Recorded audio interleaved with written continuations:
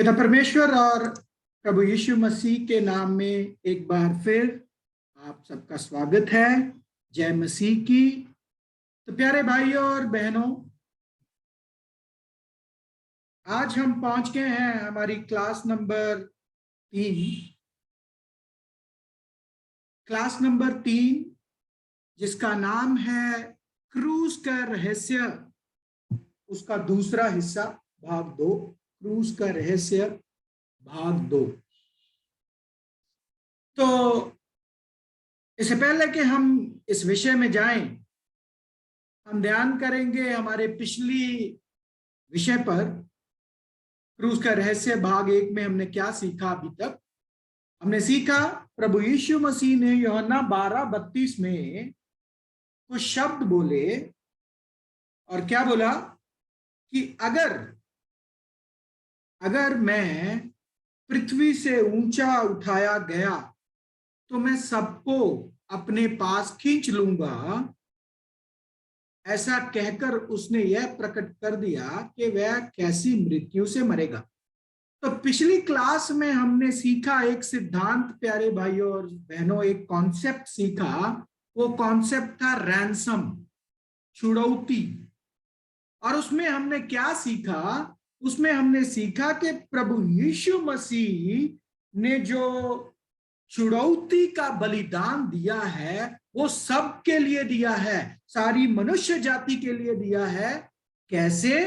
वो सिद्धांत को हमने देखा कि एक आदमी के पाप करने की वजह से सारी मनुष्य जाति पाप में चली गई, और सारी मनुष्य जाति पाप में जाने की वजह से मृत्यु में चली गई।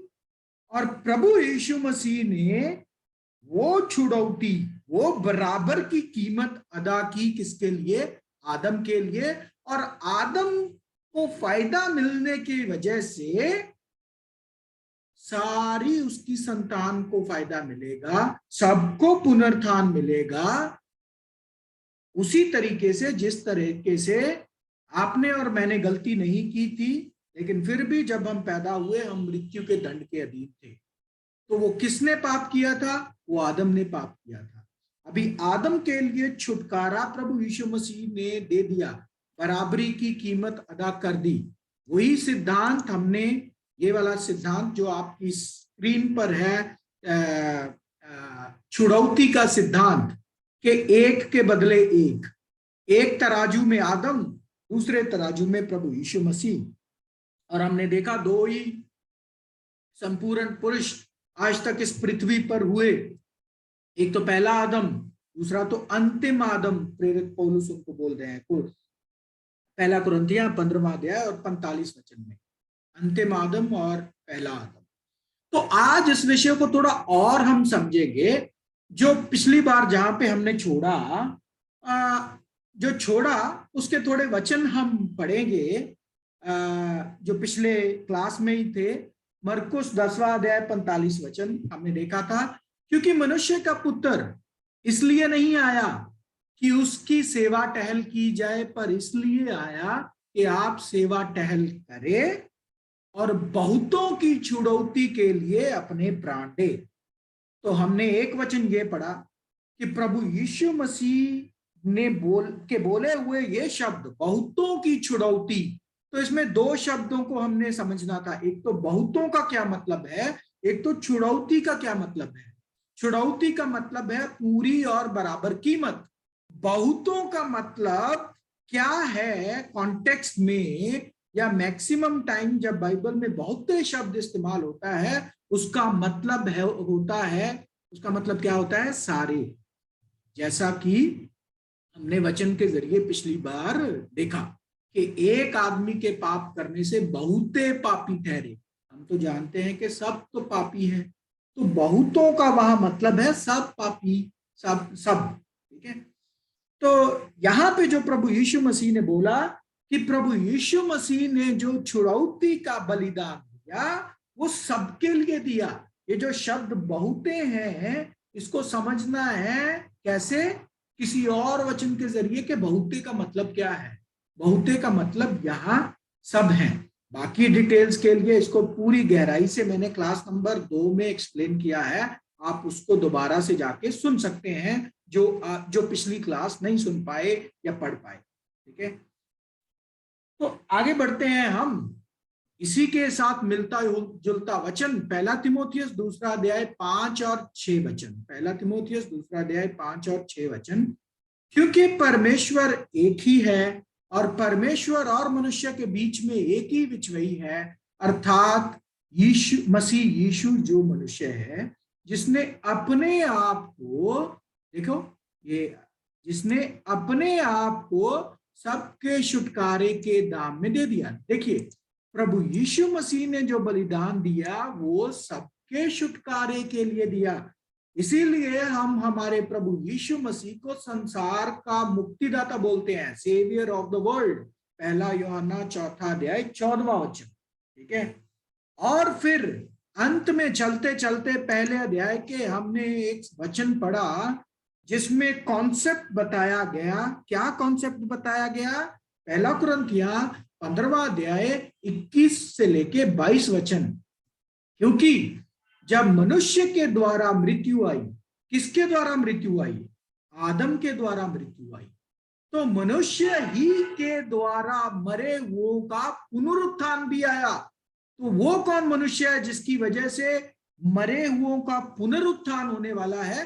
प्रभु यीशु मसीह। और जैसे आदम में सब मरते हैं, देखिए आज सारी मनुष्य जाति अपनी मर्जी से नहीं मर रही है, सारी मनुष्य जाति एक ही बंदे की गलती से मर रही है, वो है आदम।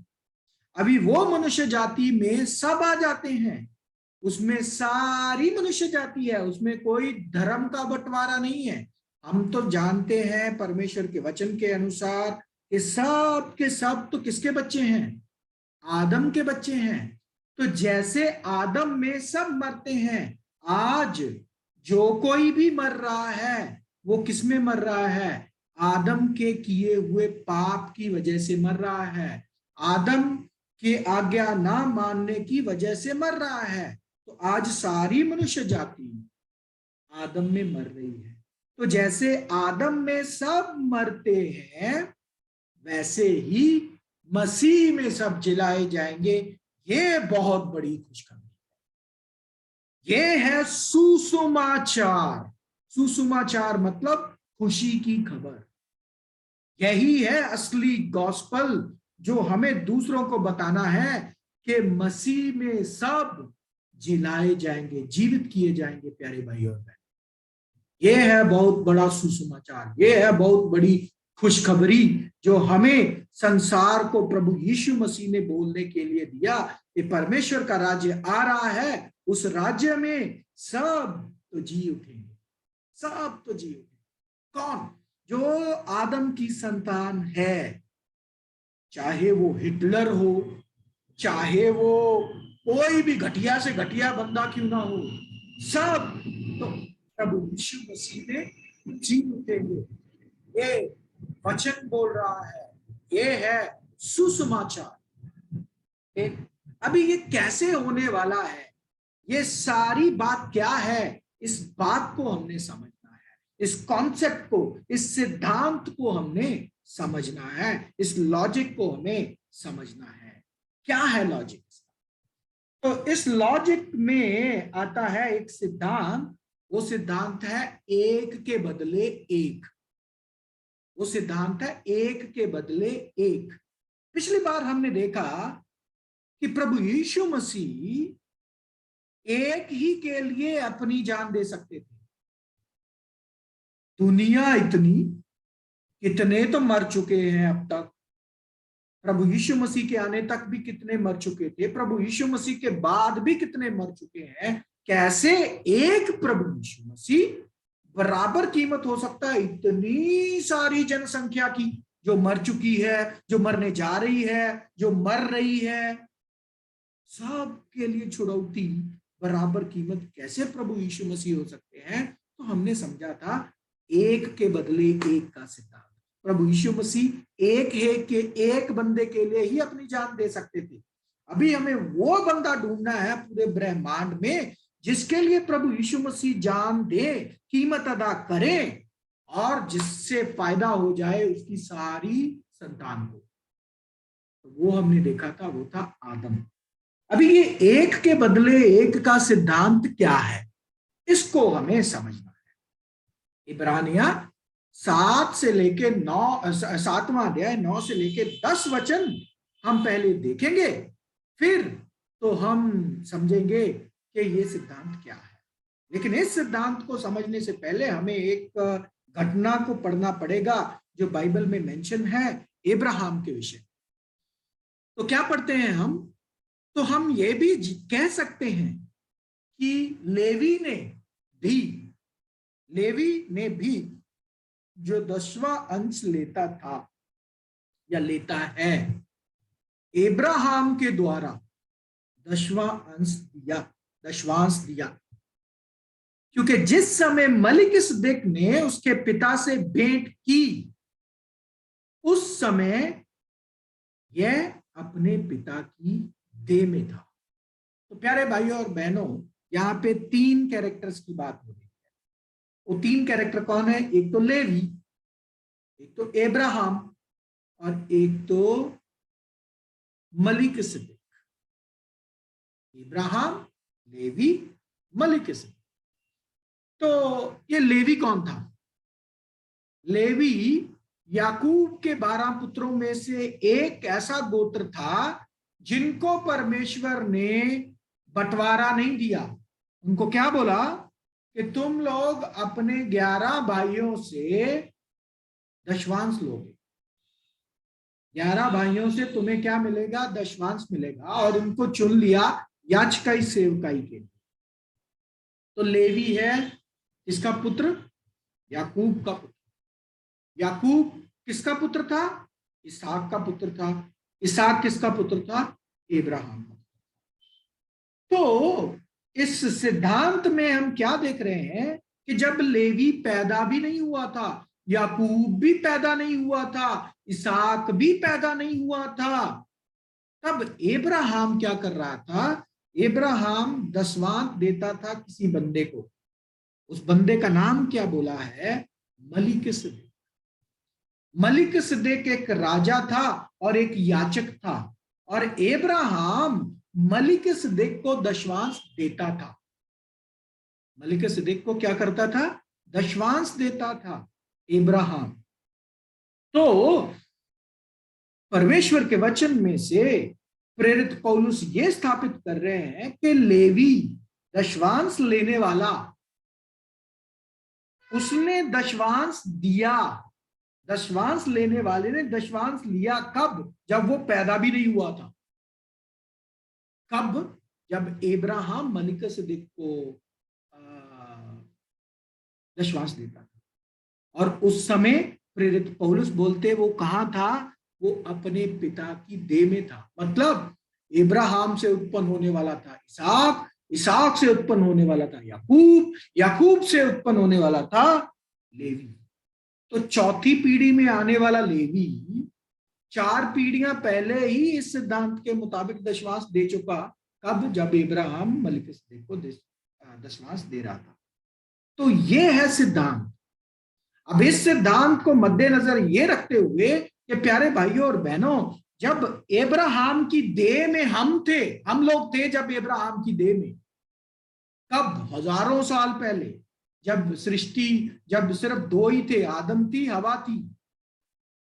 उस वक्त जो आदम ने किया हमने भी किया। क्यों? क्योंकि हम आदम की देह में थे। हम तो आने वाले थे। हाँ, वो अलग बात है कि हम इतनी सदियों बाद आने वाले थे, लेकिन हम हैं तो आदम का ही वंश ना। तो ये सिद्धांत को ध्यान में रखते हुए प्यारे भाइयों और बहनों, हम आगे बढ़ते हैं। और इस सिद्धांत को ध्यान में रखते हुए हमें यह देखना है कि यह है एक के बदले एक सिद्धांत। और इस एक के बदले एक सिद्धांत के तहत यह साबित होता है कि आपने, मैंने और हम सब ने और इस सारी मनुष्य जाति ने भी पाप कर दिया। कब? जब इब्राहिम ने अदन की वाटिका में परमेश्वर की आज्ञा का उल्लंघन किया। ये है वो सिद्धांत। इस सिद्धांत को हमें समझना है, याद रखना है। इसी सिद्धांत को के मद्देनजर जब हम अब पिछले वचन को देखें तो देखो क्या मतलब निकलता है। जब मनुष्य के द्वारा मृत्यु आई, उस मनुष्य के, उस आदम के आज्ञा के ना मानने की वजह से मृत्यु आई, और उससे मृत्यु में क्या हुआ, मृत्यु आने से क्या हुआ कि सबको आदम में उसकी सारी संतान तो मरती जा रही है। ठीक है, उसी तरीके से जब आदम के लिए छुड़ौती दे दी जाएगी, दे दी गई है प्रभु यीशु मसीह के जरिए, तो उसकी संतान अब किसमें जी उठेगी? प्रभु यीशु मसीह में जी उठेगी। ठीक है, ये है बहुत बड़ी अचंभे की बात, हैरानी की बात। इसीलिए प्रभु यीशु मसीह ने एक वचन बोला, अभी मैं आपको पढ़ाऊंगा थोड़ी देर में, लेकिन अभी आगे बढ़ते हैं। अब ये हमें समझना है कि ये समझने, एक के बदले एक सिद्धांत समझने के बाद हमें ये समझना है कि परमेश्वर ने इस चीज को, एक इस सारी व्यवस्था को अनुमति दी एक पूरे सोचे समझे प्लान के मुताबिक। देखो, परमेश्वर चाहते तो आदम को पाप करने से उधर ही रोक सकते थे। रोक सकते थे या नहीं रोक सकते थे? बिल्कुल रोक सकते थे, लेकिन परमेश्वर ने उसमें दखल अंदाजी नहीं की और अनुमति दी ये होने के लिए। ये होने के लिए परमेश्वर ने अनुमति दी। अब उसके लिए कौन सा वचन है, कहां पे वचन है, और परमेश्वर की ऐसी कौन सी योजना है कि जिसके लिए परमेश्वर ने आदम को पाप करने की अनुमति दी, जिससे मृत्यु आई।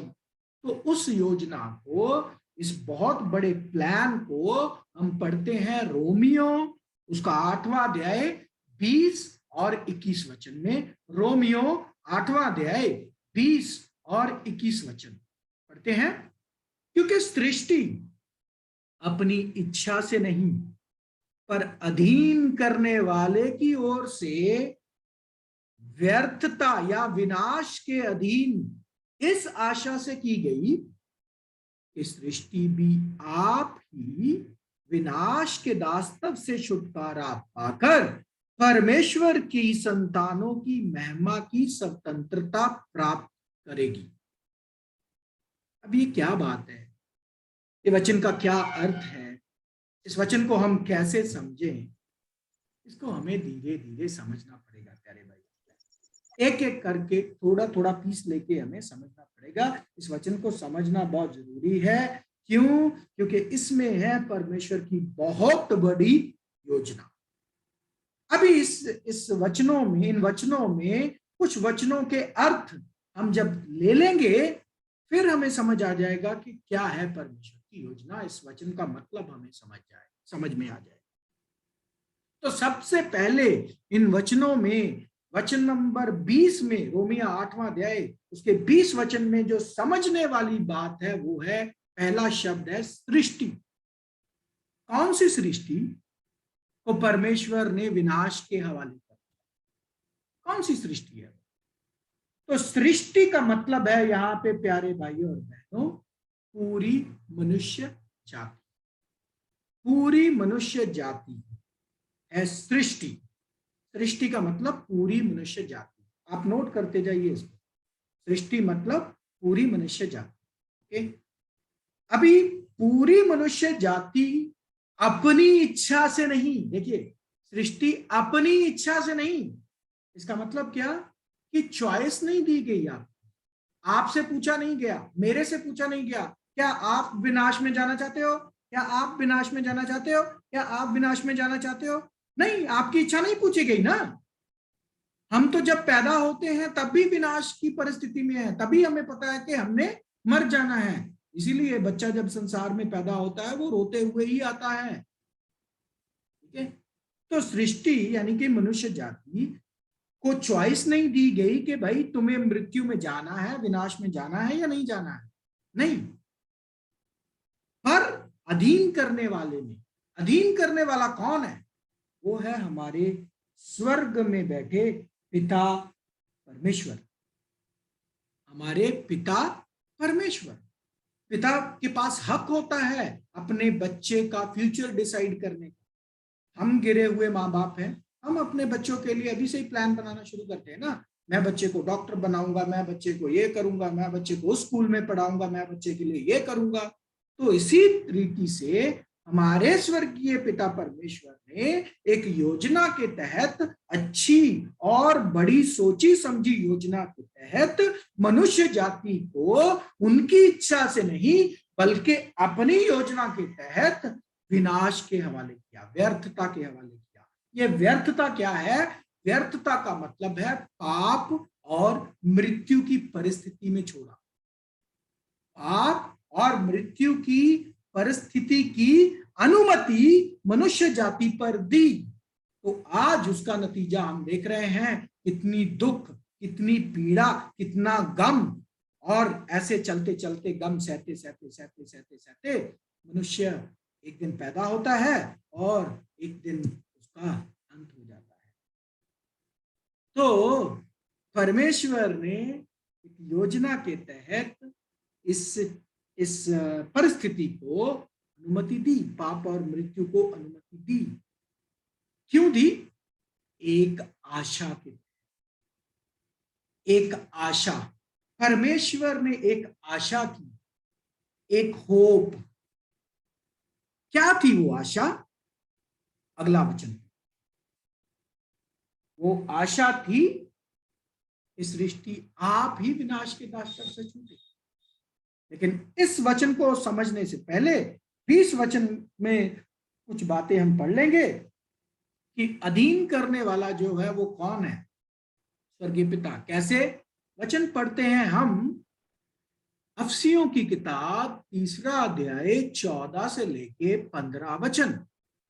मैं इसी कारण उस पिता के सामने घुटने टेकता हूं जिससे स्वर्ग और पृथ्वी का हर एक घराने का नाम रखा जाता है।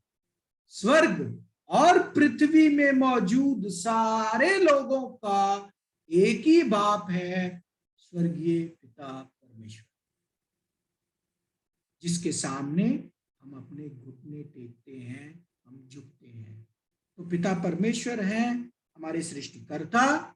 उनके पास अधिकार है, जो भी सोचेंगे हमारे लिए अच्छा ही सोचेंगे। अभी बढ़ते हैं अगले वचन में कि सृष्टि आप ही विनाश के दास्तव से छुटकारा पाकर परमेश्वर की संतानों की महिमा की स्वतंत्रता प्राप्त करे। तो इसमें क्या समझना है हमें? ये इसका मतलब क्या है? परमेश्वर की संतान कौन है ये? इनकी महिमा की स्वतंत्रता प्राप्त करने का मतलब क्या है? और सृष्टि खुद ही उस दास्तव से, उस बॉन्डेज से छूटनी चाहिए। कौन से दास्तव से? कौन से विनाश के दास्तव से छूटना है?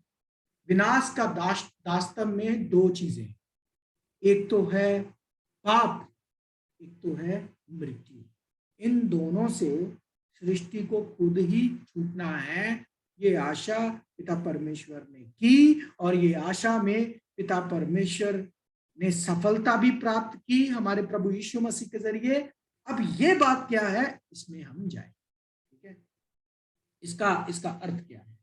ठीक है, तो इसमें पहली चीज जो है कि सृष्टि आप ही विनाश के दास्तव से छुटकारा पाकर, अभी विनाश के दास्तव से छुटकारा सृष्टि ने कैसे पाया? छुड़ौती के बलिदान के द्वारा। परमेश्वर के इकलौता पुत्र क्या करता है?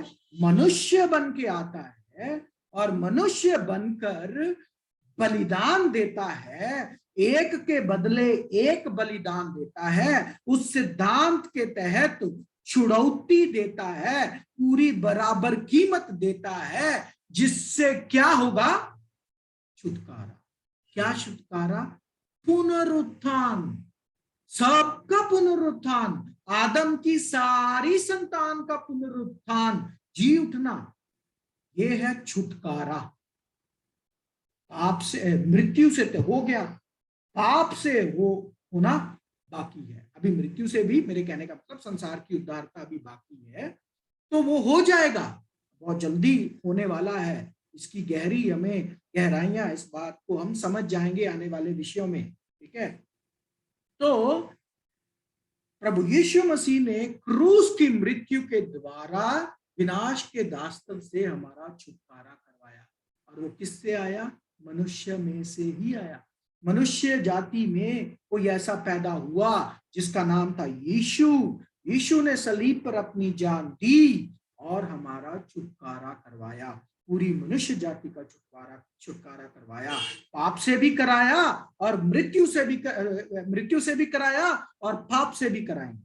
कैसे कराएंगे वो समझ जाएंगे। ठीक है, तो और दूसरी बात, ये इसका क्या अर्थ है कि परमेश्वर के संतानों की महिमा को प्राप्त करें। प्यारे भाइयों और बहनों, ये है उद्धारता। हम उद्धारता उद्धारता उद्धारता की बात करते हैं, लेकिन उद्धारता की बात की समझ हमें पूरी तरीके से नहीं है। ये उद्धारता क्या है?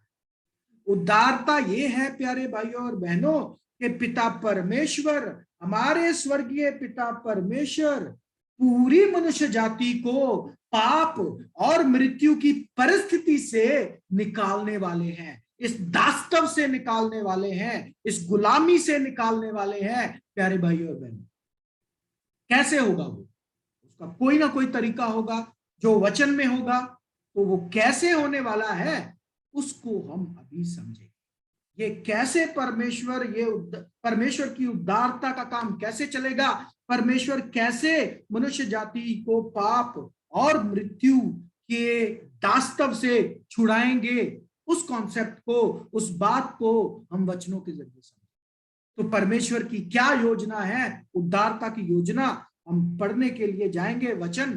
पहला तिमोथियुस उसका 2 अध्याय 3 से लेके 4 वचन। पहला तिमोथियुस 2 अध्याय 3 से लेके 4 वचन।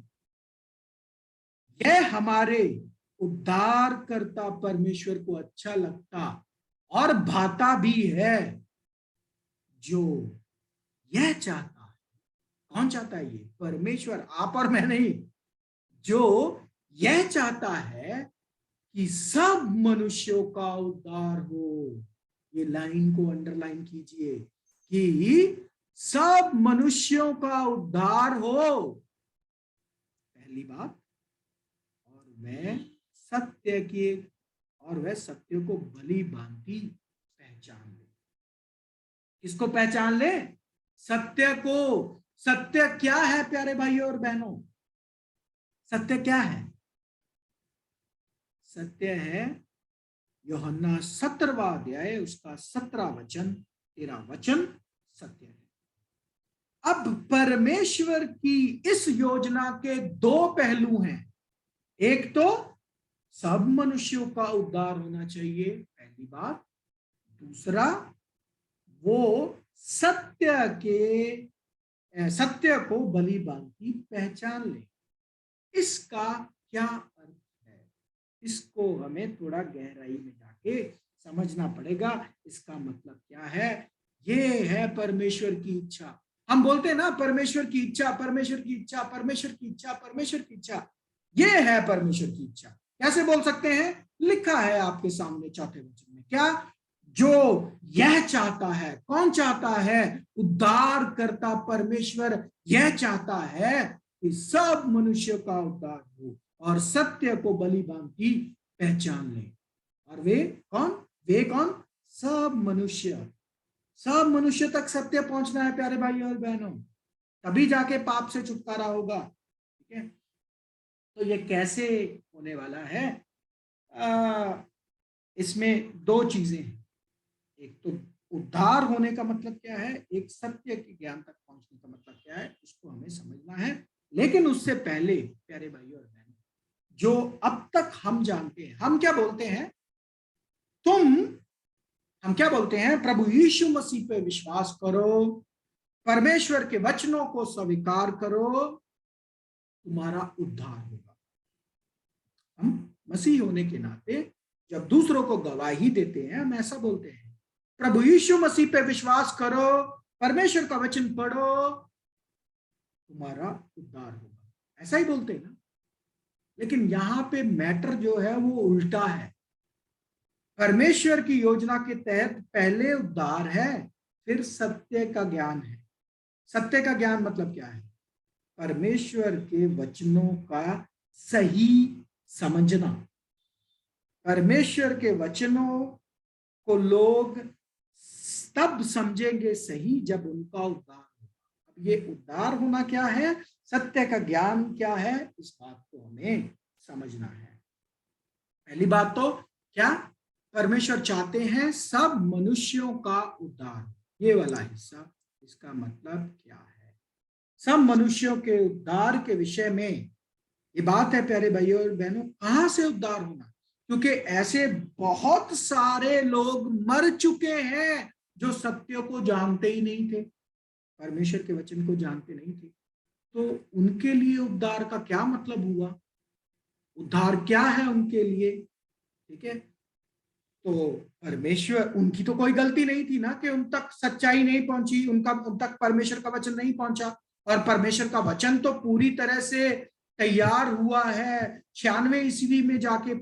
पुराना नियम और नया नियम जब कंप्लीट हुआ, नया नियम कंप्लीट हुआ 96 ईस्वी में, और 1450 ईस्वी के बाद तो बाइबल कंपाइल हुई है, बाइबल बनी है, पेपर पे प्रिंट हुआ है, क्योंकि पेपर की जो इन्वेंशन है वही 1400 ईस्वी में हो रही है।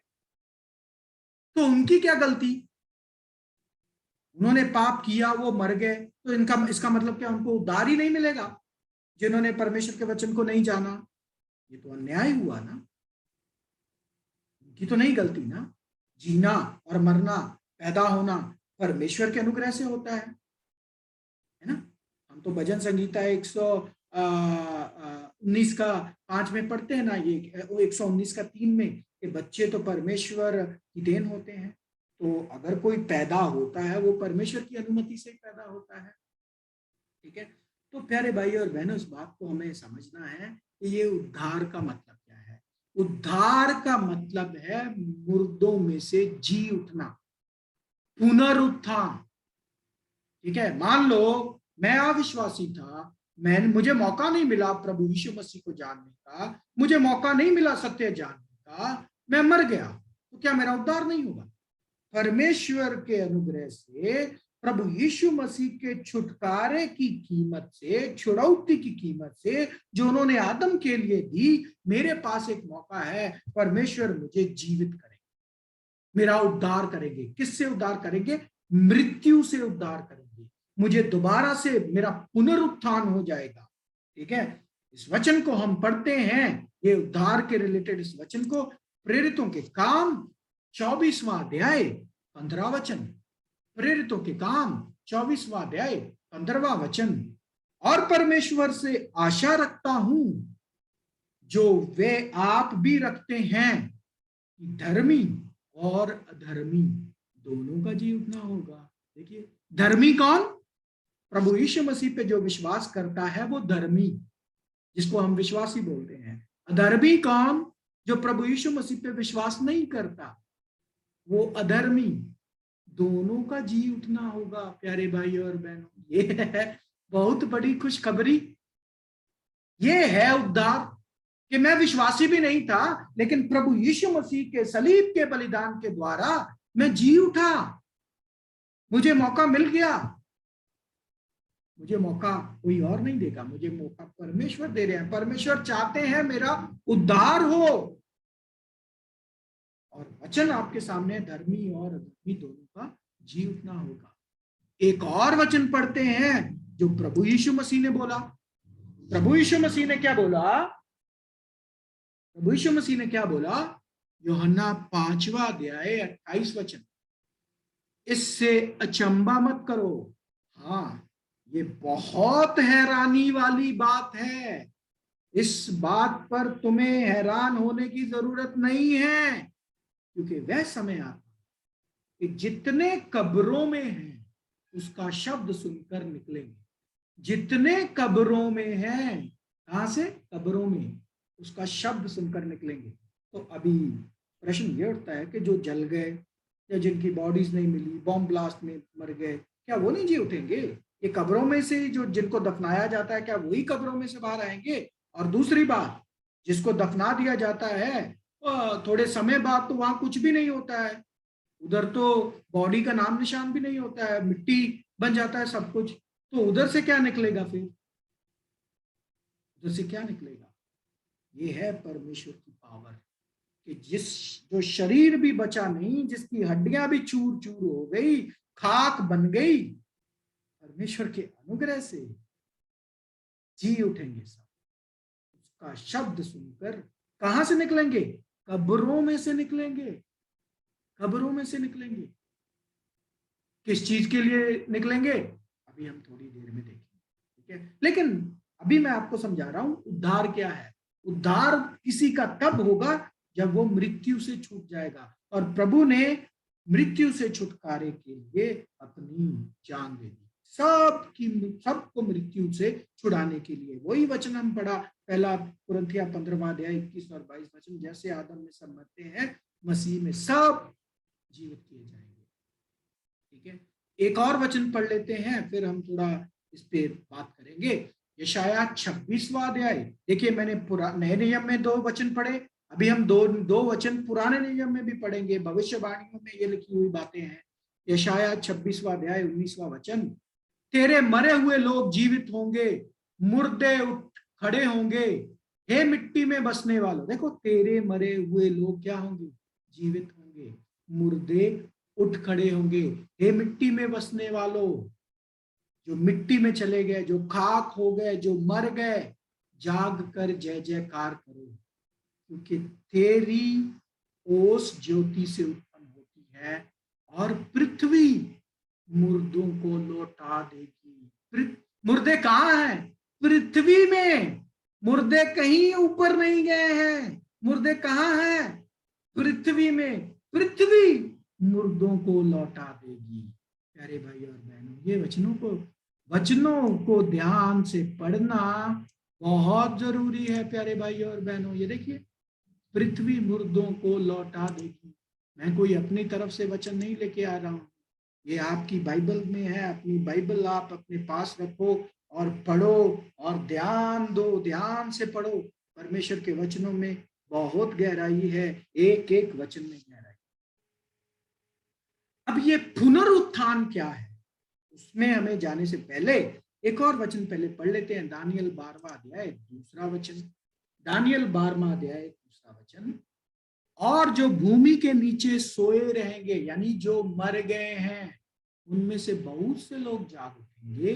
कितने तो सदा के जीवन के लिए, और कितने अपनी नामधराई और सदा तक अत्यंत घिनौने ठहरने के लिए। इस वचन का अर्थ क्या है मैं आपको समझाऊंगा, लेकिन आप अभी ये नोट कीजिए, सब क्या लिखा? जो भूमि के नीचे सोए रहेंगे, उनमें से बहुत से लोग जाग उठेंगे। यहाँ पे भी बहुत जो है, इसको आपने समझना है। बिब्लिकल भाषा में बहुत का मतलब सारे, सारे तो जी उठेंगे।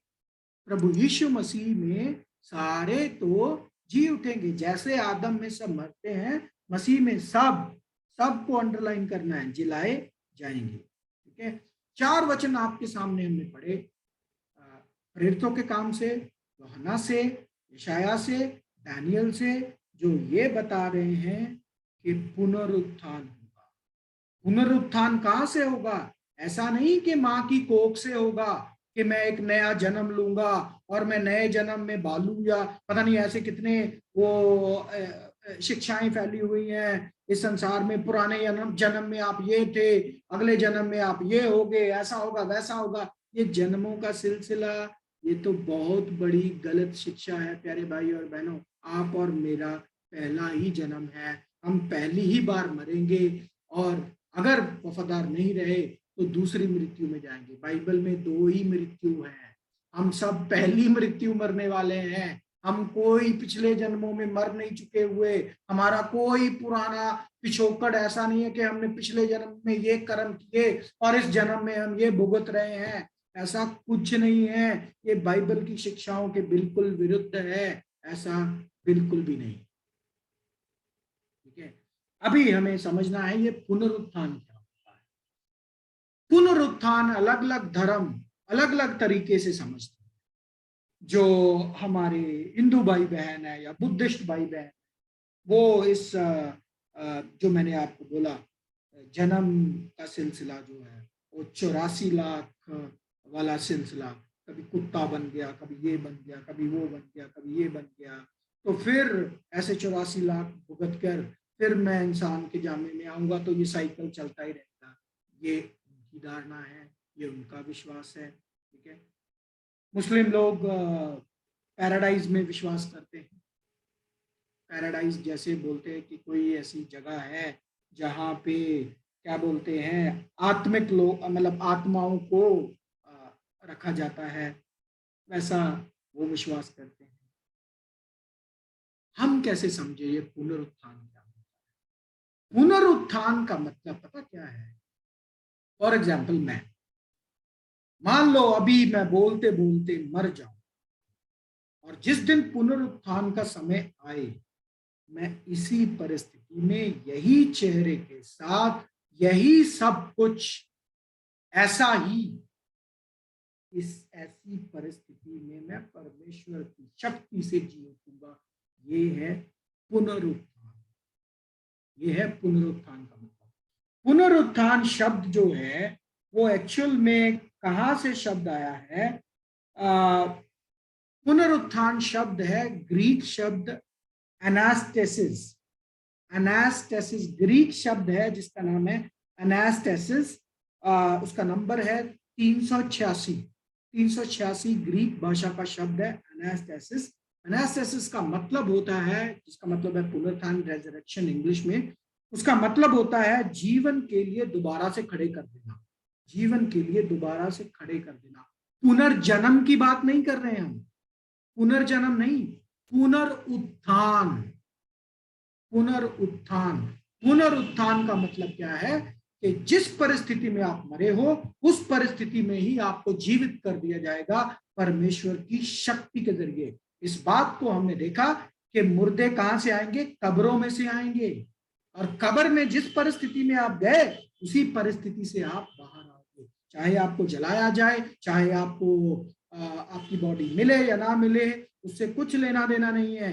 परमेश्वर की पावर से आपको वही इंसान के रूप में दोबारा से जीवित कर दिया जाएगा प्रभु यीशु मसीह में। ये है पुनरुत्थान का मतलब। और इस बात को प्रभु यीशु मसीह ने बताते हुए पहले ही बोला, इस बात पे अचंबा मत करना। यस, ये हैरानी की बात है, लेकिन अचंबा मत करना। ठीक है, क्योंकि ऐसा होने वाला है। हम सब इस चीज को देखेंगे। ठीक है। अभी ये क्या मतलब है कि जो तो जिन्होंने अच्छा कर्म किया वो तो जीवन के लिए, जिन्होंने बुरा काम किया वो तो अत्यंत घिनौने ठहरने के लिए, इसका मतलब क्या है? इसको हम थोड़ी देर में समझेंगे। तो अभी हमने समझा उद्धारता का मतलब। एक चीज समझी हमने, पहला तिमोथियुस दूसरा अध्याय 3 से लेकर 4 में चौथे वचन में जो लिखा था, सब मनुष्यों का उद्धार होने का मतलब है, सब मनुष्य के उद्धार होने का मतलब है कि मृत्यु से जीवित कर देना, खड़े कर देना। ठीक है, मृत्यु से खड़े कर देना, उद्धार हो गया, मृत्यु से मैं बच गया। अब नेक्स्ट स्टेप क्या है? नेक्स्ट स्टेप है उनको सत्य के ज्ञान तक पहुंचाना। सत्य के ज्ञान तक पहुंचाना। अभी सत्य के ज्ञान तक कोई कैसे पहुंच सकता है?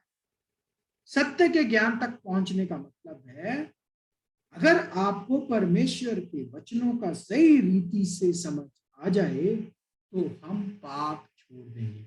सत्य क्या है? तो अभी सत्य के ज्ञान तक पहुंचने के लिए भली भांति वो पहचान लें। सत्य क्या है?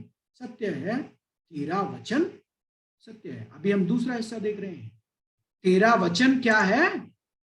सत्य है। और पवित्रता आने का एक ही जरिया है। चाहे आज कोई भी बोले कि मैं बड़ा पवित्र हूं, मैं तो पाप नहीं करता, ऐसा हो नहीं सकता। पवित्रता एक ही चीज से आ सकती है, इससे, परमेश्वर के वचन से।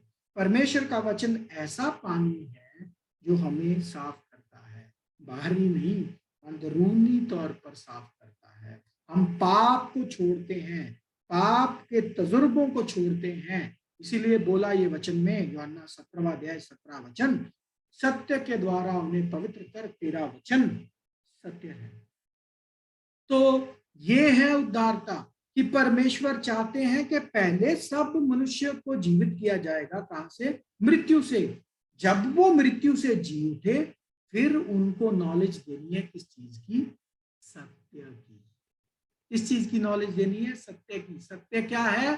परमेश्वर का वचन। जब परमेश्वर का वचन, ये सारे मरे हुए जब जी उठ के परमेश्वर के वचन को समझ लेंगे, उसको पहचान लेंगे, उसको अपना लेंगे, तो पाप से छूट जाएंगे। और जब पाप से छूट गए तो मृत्यु भी खत्म हो जाएगी, क्योंकि पाप की मजदूरी तो है मौत। अगर पाप नहीं रहेगा तो मृत्यु भी नहीं रहेगी। हम सबको ये बड़ी नई नई बातें लग रही है। मेरे भाइयों और बहनों, ये नई बातें नहीं है, यही है असली सुसमाचार, यही है असली सच्चाई, यही है परमेश्वर का वचन।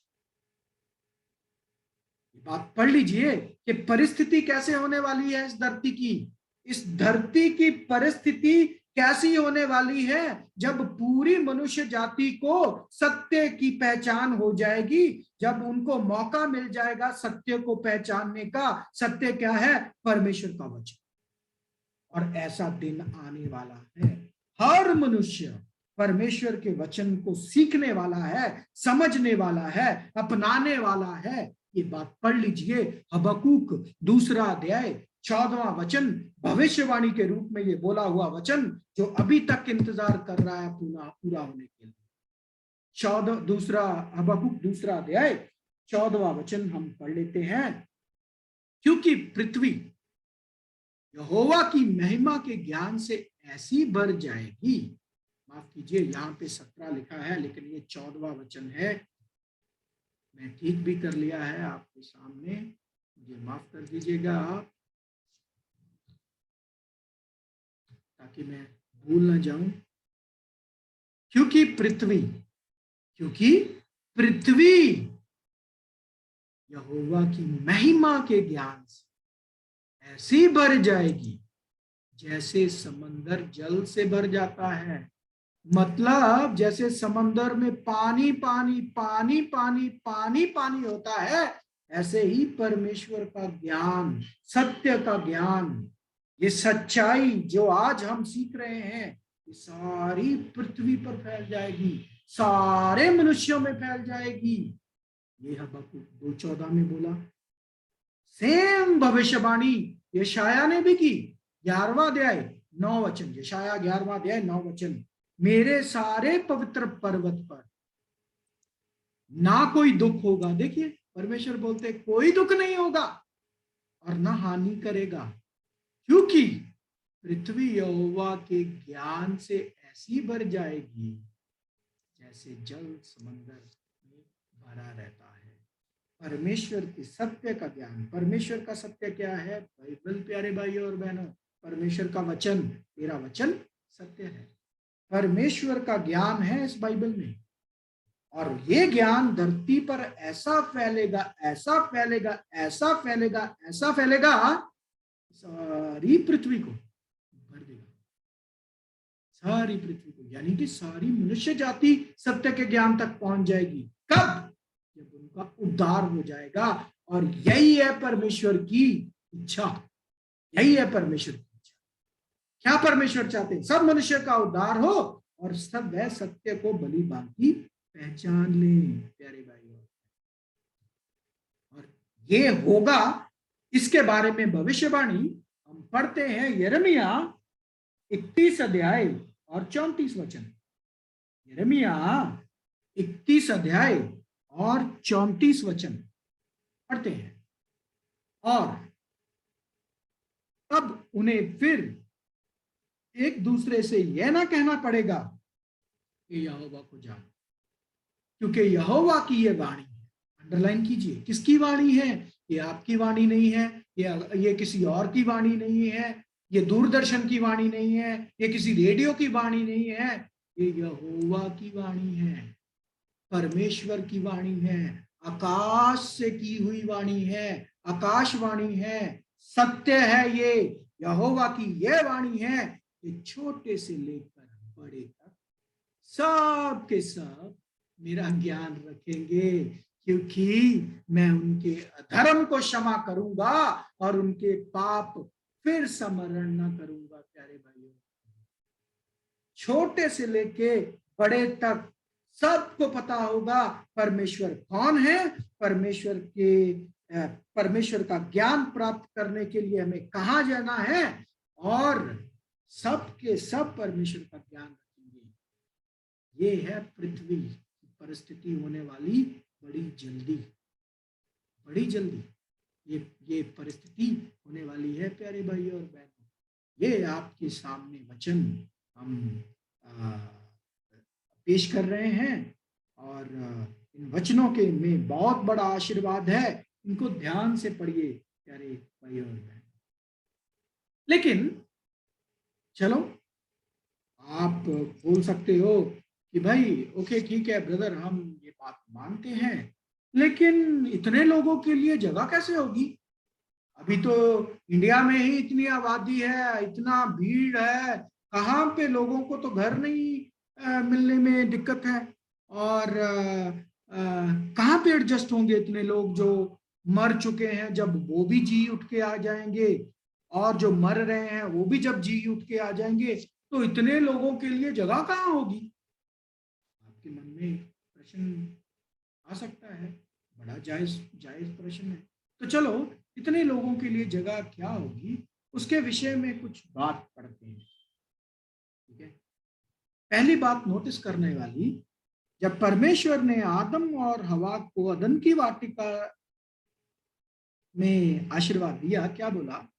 परमेश्वर ने उनको आशीष दी और उनसे कहा, फूलो फलो और पृथ्वी में भर जाओ, फूलो फलो और पृथ्वी में भर जाओ, और उसको अपने वश में कर लो, और समुद्र की मछलियां तथा आकाश के पक्षियों और पृथ्वी पर रेंगने वाले सब जंतुओं पर अधिकार रखो। ठीक है, तो परमेश्वर ने जब ये आशीर्वाद दिया, उन्होंने बोला पृथ्वी को भर दो। इंग्लिश में शब्द है फिल द अर्थ। भरने में और ओवरफिल करने में, हद से ज्यादा भरने में फर्क होता है प्यारे भाइयों।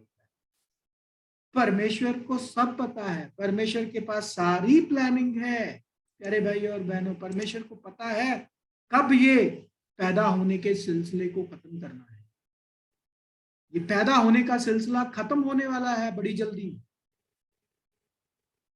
जो हम बच्चे पैदा करते हैं वो सिलसिला खत्म होने वाला है। इसका सबूत आपको याद होगा, प्रभु यीशु मसीह से फरीसियों ने आके एक क्वेश्चन पूछा, बोले कि एक औरत थी, उसका पति मर गया, उसने उसके भाई के साथ शादी कर ली, फिर उसका पति मर गया, दूसरा भी मर गया, भाई भी मर गया, फिर उसने तीसरे के साथ शादी कर ली, फिर चौथे के साथ शादी कर ली, पांचवे के साथ शादी कर ली। तो जब ये पुनरुत्थान होगा बोलते, तो वो किसकी बीवी कहलाएगी? पहले की, दूसरे की, तीसरे की, चौथे की या पांचवे की? प्रभु यीशु मसीह ने क्या बोला? बोले परमेश्वर के राज्य में उस वक्त शादियां नहीं होंगी, शादियां नहीं होंगी, शादियां नहीं होंगी, तो पैदा होने का सिलसिला भी खत्म हो जाएगा मेरे भाई और बहनों। ठीक है, तो परमेश्वर को भली भांति पता है। उन्होंने जो आशीर्वाद दिया था, क्या दिया था? धरती को भर दो। उन्होंने ये नहीं बोला धरती को हद से ज्यादा भर दो। अब अगर भरने की बात हम करें, आप पेट्रोल पंप पे जाते हो और पेट्रोल पंप पे जो पेट्रोल भरने वाला है उसको बोलते हो भाई टैंक फुल कर दो। आपने कभी देखा कि उसने ओवरफिल कर दिया और डीजल या पेट्रोल बाहर गिर रहा हो? सिनेमा थिएटर में जाते हो, हाउसफुल का वो लगा देते ना कि इतनी ही सीट्स हैं, भर गई हैं, इसके बाद कोई अंदर नहीं जा सकता। तो अगर गिरा हुआ इंसान ये प्लानिंग करता है, तो पिता परमेश्वर को चिंता नहीं है कि मैंने कहाँ पे ये जन्म का सिलसिला रोकना है, कितने लोग बस हैं जो धरती पर रहने चाहिए। परमेश्वर ने हर एक चीज का प्लान करा। रही बात कि इतने लोगों को कैसे कहाँ जगह है, पहले इंडिया में 35 करोड़ लोग हैं, चाइना में भी 130 करोड़ लोग हैं, ऐसे बाकी संसार के इतनी सारी आबादी तो अभी जीवित है, इतने सारे लोग मर चुके हैं और इतने सारे मरने जा रहे हैं। जब सब जी उठ के आ जाएंगे तो जगह कहाँ होगी? तो उसके लिए हम एक कैलकुलेशन की, उसमें देखा कि जैसे हमने पहली क्लास में देखा कि संसार की पॉपुलेशन कितनी है।